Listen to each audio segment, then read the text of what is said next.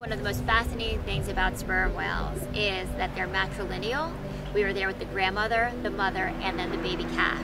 And they stay together for their lives. It's a lifelong bond.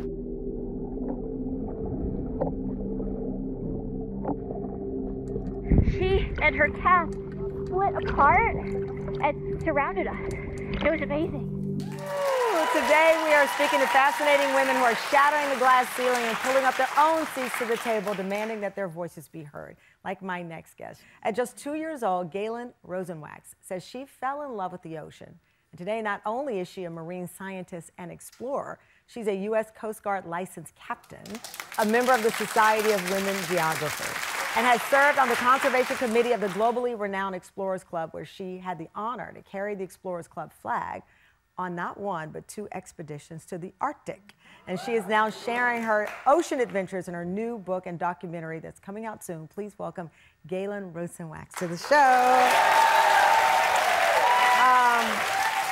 I love that your love really started with the innocence of a child in Long Island, encountering a whale. We were on the beach this summer and a whale came out and everyone ran to we were in Long Island, everyone ran to the coast taking pictures. And I thought, look at us, looking at the majesty and the wonder, but we don't protect the whales. We don't protect animals, and we don't talk about conservation. Here you are having a seat at the table as a woman, a kid who's from the New York area doing that.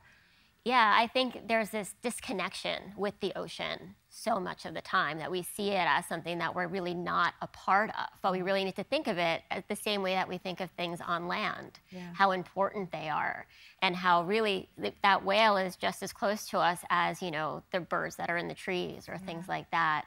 And I think it's incredible, though, to see the whales returning to our beaches here in New York, and that almost every time you go to the beach, you see humpback whales and minke whales, and they're feeding, and it's just this incredible abundance of life. I know you don't ever get nervous, so I don't have to ask about nerves, but is there something that you wish when you're underwater with those whales? I mean, when you talk about their family structure, talk about having a seat at the table, the matriarch is there making sure that the legacy is passed along. Is there something you wish all of us could see or hear that you've been privileged to see underwater?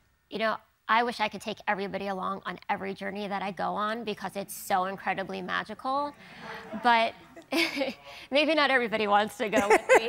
No, they all said they want to go. They're signing up. But I think it's really that connection that's so incredible when you see a baby sperm whale nursing from the mother.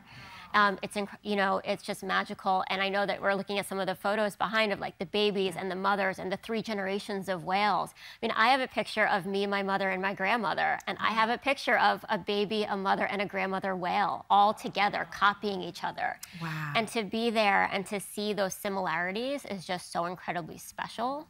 And to just feel that connection to another mammal, but these are in the ocean instead of on land. It's a beautiful journey you're on, and thank you for taking us along with you. Thank you.